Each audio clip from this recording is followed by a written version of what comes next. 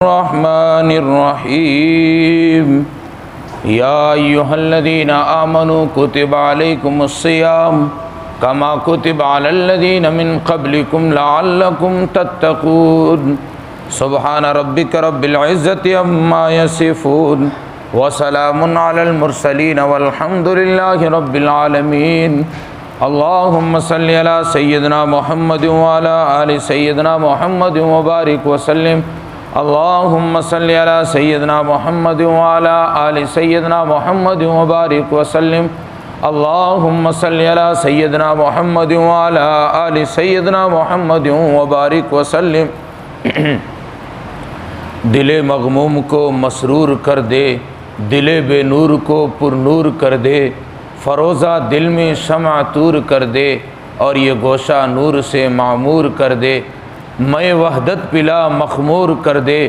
محبت کے نشے میں چور کر دے، میرا ظاہر سنور جائے الہی، میرے باطن کی ظلمت دور کر دے۔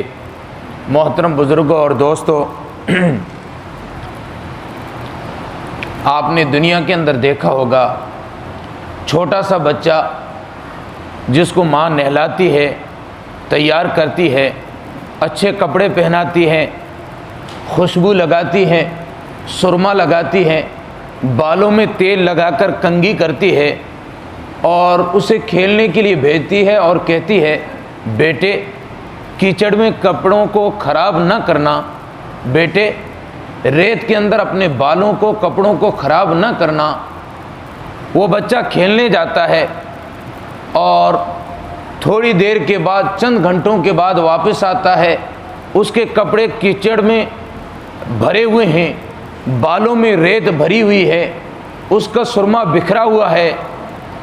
ماں اس بچے کو گھر سے باہر نہیں کرتی ہے، بلکہ اسے پھر نہلاتی ہے، اسے پھر اچھے کپڑے پہناتی ہیں، وہ کپڑے دھلتی ہیں۔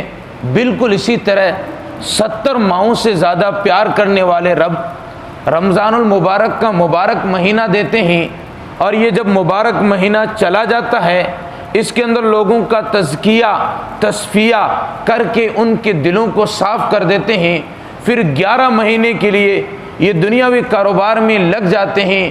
شیطان انہی گناہوں کے کیچڑ میں دھکیل دیتا ہے، شیطان انہی گناہوں کے دلدل میں پھنسا دیتا ہے، اور پھر اللہ رب العزت جب دیکھتے ہیں میرے بندے گناہوں سے ناپاک ہو گئے، میرے بندے گناہوں سے گندے ہو گئے، اللہ رب العزت پھر رحم فرماتے ہیں، پھر رمضان المبارک کا مبارک مہینہ دے دیتے ہیں، اور اس مہینے کے اندر اللہ رب العزت بندوں کو اس طرح صاف کرتے ہیں جس طرح ماں اپنے لاڈلے کو، اپنے لخت جگر کو صاف کرتی ہے۔ اللہ رب العزت نے پورا موسم اور پورا نظام یوں بنایا کہ بندہ اگر چاہے تو اس کی اصلاح ہوتی رہے، وہ تقوی کے قریب چلا جائے۔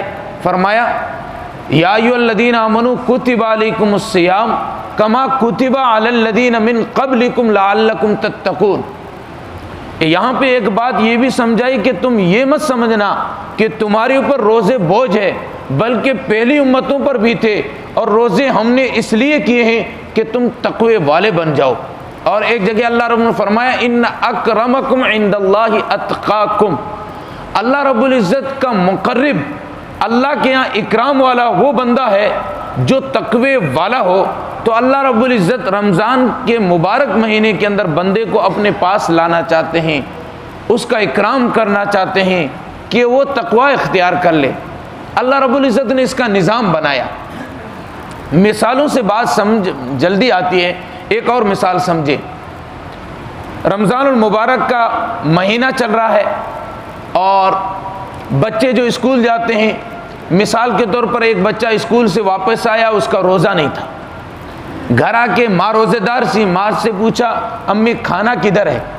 ماں نے کہا فریج کے اندر پڑا ہے، فریج کو کھولو اور کھانے کو لو اور کھا لو۔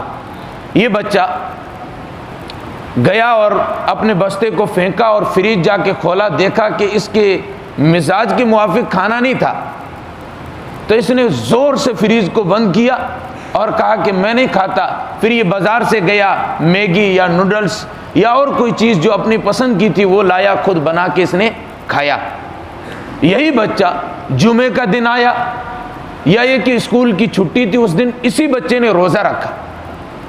روزہ رکھنے کے بعد افطار سے پہلے یہ اپنے دوستوں کے ساتھ گھومنے گیا. اس کے دوست نے کہا کہ یہ چاکلیٹ دیکھیں بہت اچھی ہے، اسے کھا لیں. وہ کہتا ہے نہیں میرا روزہ ہے. وہ کہتا ہے کھا لو، کون دیکھ رہا ہے، امی کو تھوڑا ہی پتہ چلے گا. وہ کہتا ہے نہیں، میں نے اللہ کے لیے روزہ رکھا ہے، میرا اللہ مجھے دیکھ رہا ہے. اور اسی بات کو کہتے ہیں تقویٰ. تو چھوٹے سے بچے کی اصلاح روزے کی وجہ سے یہ ہوئی کہ اس نے تقویٰ اختیار کیا کہ میرا اللہ مجھے دیکھ رہا ہے. تو اللہ رب العزت رمضان المبارک کے روزوں سے بندے کی یوں تربیت کرتے ہیں. دن کے اندر اس نے روزہ رکھا، صبح صادق سے لے کر شام کو غروب آفتاب تک، افطار تک یہ دن بھر میں کچھ نہیں کھاتا ہے. گھر کے اندر حلال پیسوں سے کمایا ہوا گندم گیہوں موجود ہے، اور گھر کے اندر حلال پیسوں سے لائے ہوئے فروٹ موجود ہے. فریج کے اندر بہت ساری مشروبات موجود ہے. اسے پیاس بھی لگی ہے، بھوک بھی لگی ہے، لیکن یہ صرف اس لیے نہیں کھاتا ہے، میرے رب کا حکم ہے کہ پورے دن تم نے کچھ نہیں کھانا ہے. اب اسے اس کی خواہشات جوش مار رہی ہے. حلال بیوی موجود ہے، لیکن یہ حلال بیوی کے پاس نہیں جاتا کہ میرے رب نے منع کیا ہے کہ روزے کی حالت میں آپ نہیں جا سکتے. اب اس نے اس سے پرہیز کیا، حلال چیز سے پرہیز کیا. تو اللہ رب العزت بندے کو یہ بتانا چاہتے ہیں، میرے بندے جب تو نے 30 دن تک حلال کمائی کا رزق موجود تھا، تو نے اس وجہ سے تو بچا کہ میرے رب کا حکم ہے. میرے بندے تیری یہ اصلاح ہو جانی چاہیے، تجھے یہ تقویٰ مل جانا چاہیے کہ باقی 11 مہینے تو حرام کمائی سے اس لیے بچ جائے کہ میرے رب کا حکم ہے. اب یہ بندہ حلال کمائی سے بچا، تھوڑی دیر کے لیے پیاس بھی لگتی ہے، بھوک بھی لگتی ہے، لیکن شام کے وقت جب بندہ افطاری کرتا ہے اللہ رب العزت وہ چیزیں عطا فرماتے ہیں جہاں تک اس کا گمان بھی نہیں تھا باقی مہینوں میں، لیکن اللہ رمضان المبارک میں وہ چیزیں اسے پہنچا دیتے ہیں. بالکل اسی طرح بندے جب تو باقی 11 مہینوں میں حرام سے بچے گا، تیرا دل تو کہے گا، نفس تو کہے گا کہ یار آدمی کچھ نہیں ملنے والا ہے، کر لے. لیکن جب اللہ رب العزت افطاری کے وقت جو خوشی دیتے ہیں، تو جب حرام سے بچے گا اللہ رب العزت تجھے حلال دے کے خوشی دیں گے. تو یہ تقویٰ. اچھا، اس کے علاوہ یہ اپنی حلال بیوی سے جو کہ اس کے نکاح میں آئی تھی، اللہ کے حکم کے لیے بچا ہے. بندے تجھے یہ تقویٰ مل جانا چاہیے، باقی 11 مہینوں میں کسی اور کی بیوی پر بد نظری نہ ڈال، کسی اور کی بیوی کے پاس تو زنا کے لیے نہ جا. یہ تیری پریکٹس اور تیری اصلاح ہو جانی چاہیے. تو رمضان المبارک کا مبارک مہینہ اللہ رب العزت نے بھیجا ہی اس لیے ہے کہ ہماری اصلاح ہو جائے. اچھا، دوسری بات، دن کے اندر جب بھوک لگتی ہے، پیاس لگتی ہے، تو انسان کو یہ احساس ہوتا ہے، جیسے میں نے پچھلے ہفتے عرض کیا تھا نا، یہ غم خاری کا مہینہ ہے. یہ احساس ہوتا ہے کہ ایک دن بھوکا رہنے پر، تھوڑی دیر پیاسا رہنے پر کیا تکلیف ہوتی ہے. وہ لوگ جن کے گھر میں کھانا نہیں ہے، جن کے گھر میں پینے کے لیے کچھ نہیں ہے، ان پر کیا گزرتی ہوگی. تو یہ مہینہ غم خاری کا مہینہ ہے. جب یہ چیز آتی ہے انسان دوسروں کے درد کو، دوسروں کے غم کو سمجھنے لگتا ہے. اچھا، اس کے علاوہ اللہ رب العزت نے اور بھی اصلاح کی، تقوی کے قریب کیا. میرے بندے جب تو صبح سحری کے لیے اٹھ گیا ہے، 2 رکعت پڑھ لے، اللہ سے مانگ لے. جلدی سحری سے فارغ ہو کر اللہ رب العزت سے مانگ لے. یہ مانگنے کا جذبہ اللہ رب العزت کے ساتھ وابستہ ہو جائے. اچھا، افطاری کے وقت ہو سکے تو ہم اپنے گھر والیوں بیویوں کے ساتھ لگیں، ان کے ساتھ محنت کریں کہ وہ جلدی فارغ ہو جائیں. افطار سے 10-15 منٹ پہلے سب کے سب گھر والے، بچے بچیاں، ہم اور بیوی سب فارغ ہو جائیں، اور اب 10 منٹ باقی ہے، سب بیٹھ گئے اللہ سے دعا مانگے. پیارے رب ہمیں تقویٰ نصیب فرما، پیارے رب ہمیں اپنی پہچان نصیب فرما. رمضان المبارک کا مبارک مہینہ یہ سیزن کا مہینہ ہے. عبادت نفلی کرو فرضوں کے برابر ثواب. اور پھر اللہ رب العزت نے افطار کے وقت دعا قبول ہونے کی بشارت دی. سحری کے وقت اللہ سے مانگو تو صحیح, اللہ رب العزت عطا فرماتا. اور نبی پاک صلی اللہ علیہ وسلم نے فرمایا 4 کام کثرت سے کیا کرو. ام عائشہ رضی اللہ عنہا فرماتی ہیں کہ محبوب صلی اللہ علیہ وسلم کثرت سے کیا کرتے تھے, تم بھی کثرت سے کرو. پہلی چیز لا الہ الا اللہ کی کثرت, اٹھتے بیٹھتے ہر وقت لا الہ الا اللہ, لا الہ الا اللہ محمد الرسول اللہ, افضل الذکر لا الہ الا اللہ. سب سے افضل ذکر کیا ہے؟ لا الہ الا اللہ. وہ علامہ اقبال نے کہا نا, کہتا ہے کہ خودی کا سر نہا لا الہ الا اللہ, خودی ہے تیغ فسا لا الہ الا اللہ, گرچہ بت ہو جماعت کی آستینوں میں,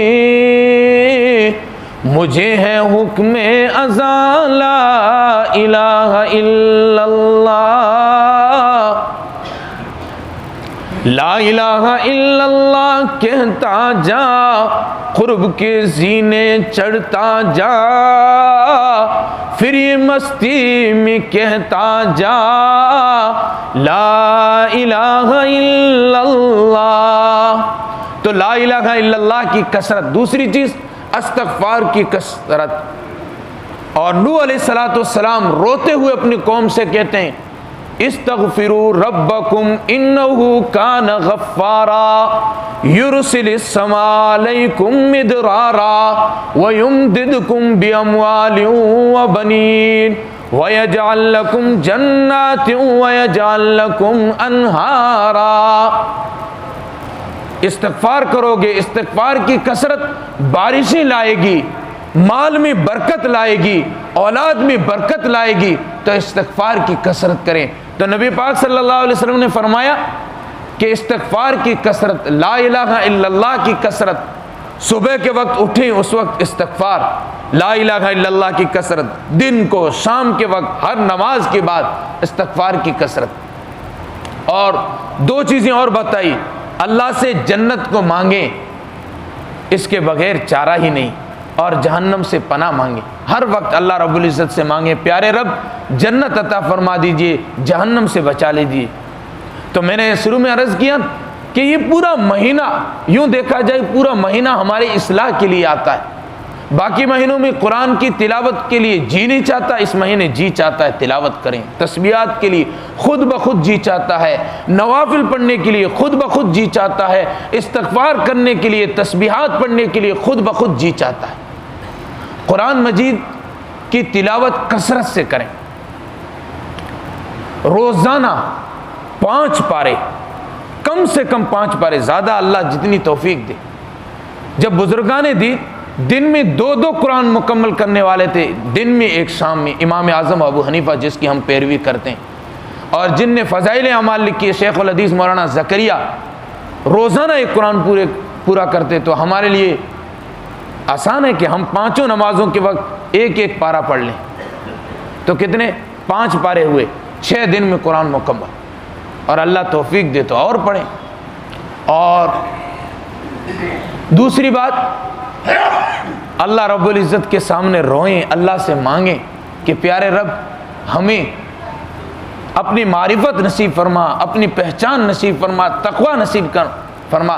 دنیاوی چیزیں جو ہیں یہ آنی جانی ہے, اصل چیز یہ ہے کہ دل کے اندر اللہ کی محبت آ جائے, تقوی آ جائے, اور اسی کے لیے تو ہماری زندگی کٹ رہی ہے. تقوی آ جائے, حلال اور حرام کی تمیز ہو جائے. جس طرح رمضان المبارک کا مبارک مہینہ ہم عبادت کے ساتھ گزارتے ہیں, اسی طرح باقی مہینے بھی ہم اسی طرح گزارنے والے بن جائیں. اللہ کے سامنے روئیں, اللہ عطا فرمائیں گے. اس پر مجھے علامہ رومی رحمۃ اللہ علیہ کا ایک قصہ یاد آیا, وہ سنا کر میں اپنی بات کو ختم کرتا ہوں. انہوں نے فارسی کے اشعار کے اندر اس بات کو ڈالا. فرمایا تان گرید ابر کے وہ خندق چمن, کہ بادل نہ روئیں تو پھول نہیں کھلتے. تان گرید طفل کہ جو شد نہ لبن، پنگوڑے میں بچہ نہ روئے تو ماں دودھ نہیں پلاتی، کہتی ہے میرا لال سو رہا ہے۔ اور آگے انہوں نے ایک قصے کو بیان کیا، تان گریت کود کے وہ حلوہ فروش، رحمت حق نمی آیت بجوش۔ ایک انہوں نے قصے کو نقل کیا، کہتے ہیں کہ ایک اللہ والے تھے، ایک گاؤں میں ایک بستی میں رہا کرتے تھے، لیکن وہ اللہ والے کھاتے بہت زیادہ تھے، خوراک بہت زیادہ تھی۔ اب خود کے پاس تو اتنا پیسہ تھا نہیں کہ پورتی ہو، کبھی ان سے قرض لے لیا، کبھی ادھر قرض لے لیا، لوگوں کے مقروض رہتے تھے۔ ایک دن وہ بیمار ہو گئے، جب بیمار ہوئے تو ان کے جو لوگ جو ان سے قرضہ مانگتے تھے، انہوں نے سوچا کہ کہیں حضرت کی چھٹی نہ ہو جائے، چلو حضرت سے قرض مانگتے ہیں۔ یہ سب اکٹھے ہو کے آئے، حضرت کو پتہ چلا کہ آ رہی، حضرت نے چادر اوڑھی اور چپ چاپ سو گئے۔ یہ آئے کہنے لگے ہمارا قرضہ دے دیں۔ اللہ کے رسول نے فرمایا اگر قرضہ نہیں ادا کیا جاتا ہے، قیامت کے دن اس کی نیکیاں اٹھا کر ان کو دے دی جائے گی۔ حضرت چپ ہے۔ تھوڑی دیر کے بعد گلی سے آواز آئی حلوے والا آ گیا ہے، حلوہ لے لے۔ حضرت اٹھ کے کھڑے ہو گئے، کہا کہ اس کو بلاؤ۔ اس بچے کو بلایا گیا، کہا کہ کتنا ہے؟ کہا کہ پورا لیے پھر رہا ہوں، ابھی تک تو میں نے بیچا نہیں ہے۔ کہنے لگا سب دے دیں۔ حضرت نے وہاں جتنے موجود تھے سب کو حلوہ کھلایا اور خود بھی کھایا، کیونکہ بیماری کی وجہ سے ضعف آ چکا تھا، اور پھر اس کے بعد واپس چادر اوڑھی اور سو گئے۔ بچے نے دھیرے سے کہا حضرت وہ حلوے کے پیسے، پھر کہا حضرت وہ حلوے کے پیسے۔ یوں کہتا کہتا بچے نے رونا شروع کیا، اور روتے روتے اس بچے نے سسکیاں لینی شروع کی۔ حضرت خاموش ہے، اتنے میں دروازہ کسی نے بجایا اور کہا کہ حضرت یہ روپیوں کا بھرا ہوا تھیلا ہے، آپ کے لیے ہدیہ لایا ہوں۔ تو حضرت اٹھ کے بیٹھے، اس بچے کو بھی دیا، ان لوگوں کو بھی دیا، باقی جو بچے اپنے پاس رکھے۔ تو لوگوں نے کہا کہ حضرت یہ بٹن پہلے ہی دبا لیتے تو یہ مسئلہ حل ہو جاتا۔ فرمانے لگے کہ مجھے تو مانگنا اور رونا نہیں آ رہا تھا، اور میں سوچا میں سو جاؤں گا، تم میں سے کوئی روئے گا، رونے کی وجہ سے اللہ ہمارے مسئلے کو حل کریں گے۔ تم بھی کوئی نہیں روئے، ایک سے بڑھ کر ایک نظر آئے۔ میں نے سوچا اس بچے کا حلوہ لوں گا، یہ بچہ روئے گا، رونے کی وجہ سے اللہ کی رحمت جوش میں آئے گی، میرا بھی مسئلہ حل ہوگا، تمہارا بھی مسئلہ حل ہوگا۔ یہ بچہ رویا ہے، اس کے رونے کی وجہ سے اللہ رب العزت نے ہمارے مسائل کو حل کر دیا۔ دوستو اللہ کے سامنے رویا کریں، رونے پر اللہ رب العزت مسائل کو حل کر دیتے ہیں۔ کسی نے کہا نا تیری محفل بھی گئی، چاہنے والے بھی گئے، سب کی آہیں بھی گئی، صبح کے نالے بھی گئے، تیری نگاہوں سے دل سینوں میں کانپ جاتے تھے، کھویا گیا ہے تیرا جذبے قلندرانہ۔ یہ جو ہمارا جذبہ تھا رونے والا، اللہ سے مانگنے والا، یہ جذبہ ہم کھو بیٹھے ہیں۔ واپس اللہ رب العزت سے مانگنے والے بن جائیں۔ وہ لوگ کہاں چلے گئے جو راتوں کو گرم گرم آنسو اور سرد سرد آہیں بھرا کرتے تھے اور اللہ رب العزت سے اپنے مسئلے حل کروایا کرتے تھے؟ وہ لوگ کدھر کو چلے گئے؟ اللہ رب العزت ہمیں بھی صبح کے وقت اللہ رب العزت کے سامنے رونے کی، سرد آہیں بھرنے کی، گرم آنسو بہانے کی توفیق عطا فرمائے۔ وآخر دعوانا الحمدللہ رب العالمین۔